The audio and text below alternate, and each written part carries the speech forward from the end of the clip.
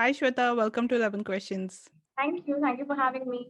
What's a perfect day for you? Something which is stress free, which begins with early morning walk in the gardens and then trying out some new yoga poses and then having some juice. And then after that, just chilling and then trying to read something. If I'm not procrastinating, then writing. And yeah, and then watching a good TV series that I've been watching for the past 11 years, rewatching it. I'm not going to go for a new one, but I'll just rewatch the old one. That's a And perfect day, I think.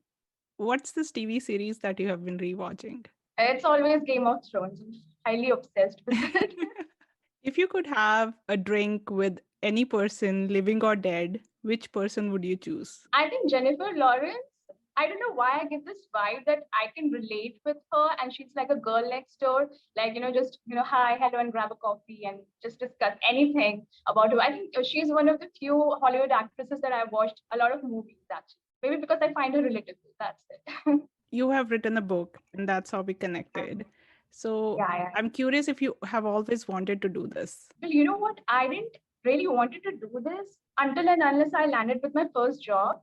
So that was the time that all these things were, clogging in my mind that what am I supposed to do with life? I was thinking everything would be all perfect. So basically, I wrote a poetry book in 2018. It was called an Egghead's Journal. I used to maintain a journal because for me, my new job, the new city, it was quite challenging. So I really didn't know what to do. So as a poor man's therapy, I was just trying to, vent out in that journal. And I could see that I could be quite lyrical, quite, good with the words. So I could play with them. And then I used to keep that journal for a very long time. And then after that, I converted it into, my poetry book. So that's how I began writing. And then I realized that, because I personally believe that I can imagine situations quite well. If things are not turning out, I used to imagine how it would be if it was good for us, good for me. Recently, like in the pandemic, I was just looking for some new thing to happen. So I thought of compiling this anthology called the Unsent Letters from the South Asian Diaspora. Even in today's scenario, when the situation is so bad, post pandemic, that people are not even talking and engaging in a real, conversation. Like the conversation is quite superficial. But I think there's so many things that we need to address in our culture. Like, we all say that, yeah, we have to take care of our mental well-being, but then I don't know how many people are actually taking care of it and having a check on the other people. And even like in small things like individual choices people have, their sexuality, people are mocked upon. I mean, I don't understand that even in today's era, people are just not really comfortable with that discussion. And I wanted a lot of women and non-binary authors that we have. I just wanted that kind of conversation to at least happen. And that's why, I came out with this anthology, which is like around like 40 co-authors. What was it like to be working in collaboration with so many people? Initially, it was quite challenging because then you have to approach every person and then you have to tell them about the idea and then you have to coordinate everything that, you have to understand which letter should go where. But at the same time, I could see that people were, quite helpful. So some of them could edit with me and some of them could also help me with the cover design. So it was basically like a group project that we have on a large scale. I've also made few friends, out of this co-authors. In future, if I want to do any future collaboration or something like that, these people would be there with me. So Was there something that you found really, really challenging in the whole process? initially, a lot of people were hesitant to write what they wanted. Like there was this girl, she had written something on nationalism, and I could feel that it was good. But then again, I could see that it was not giving that great specific message. It was quite generic. And I told her that write something from your heart because it becomes quite difficult for some people to really not filter their emotions and just they become quite conscious of what they're writing. So to tell them that it's okay, doesn't matter, that whatever is coming in your mind, you can put it directly and then you can see, because a lot of us become very critical, a lot of us try to edit at the same time when we are writing, and that kind of doesn't really give a good message to the readers who want to connect with you.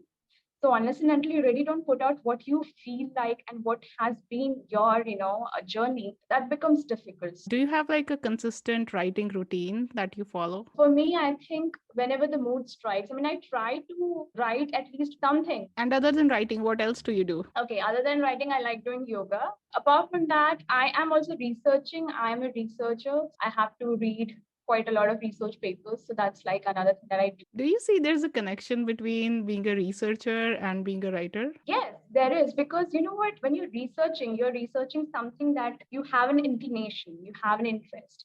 And when you kind of have an interest in something, you tend to read more, you tend to explore more.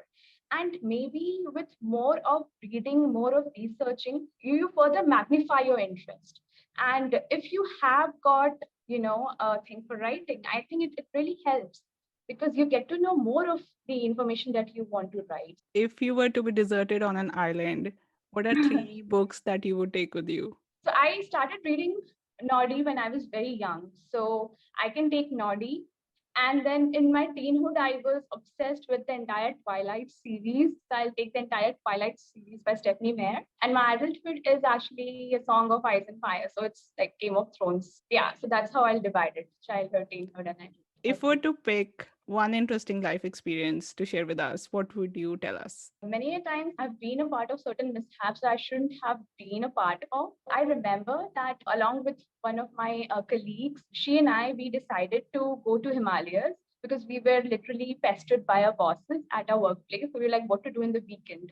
So it's like, let's go, let's go. We had like an overnight bus journey from our workplace to Dharamkot, and it's somewhere in Yeah, the I've been Himachal. there. Oh, you've been there, cool. Yeah. So, and then we decided we'll go to Trent, we'll have a trek to Triumph. We decided and we started venturing, and somewhere in the middle, we got lost. I mean, we were just asking other people, where is this place? And we were looking for a shortcut. We didn't want to go via the long thing. So there was this person, I think he had a donkey or something. So he kind of guided us. He said, let's take this route. I was like, oh, cool, let's do it. And we were literally lost. I don't know if it was 11 or yeah, 11 in the morning, 12 in the morning. But for 2 hours, we had no idea where we are going. We could see. And after like 3, 4 hours, we could actually see a trail of people, like at least you could, as much you can elevate your eyes, you could say, oh my God, it's over there. And we had no idea how we were actually going to reach there. It was sad, but then somehow we could see a donkey poop, right? So like all like on the trial. So we're like, let's do something. We can just actually try to see where it goes. And I hope by that way we can actually join the main folk over there. And then we could see an abandoned house. And we just stood there and we were just trying to, see that if somebody, we could see somebody. Then there was this old lady, she was trying to collect some birds. So she gave us some idea that you can go via these and these and these ways. And so yeah, it was an extra. So because of the shortcut, we had to have extra 3, 4 hours in our trek. So I'll never forget that That's a experience. great shortcut. Yeah, it's a great shortcut, adding just 2, 3 hours more. That's amazing story to tell though. And thank you for sharing with me.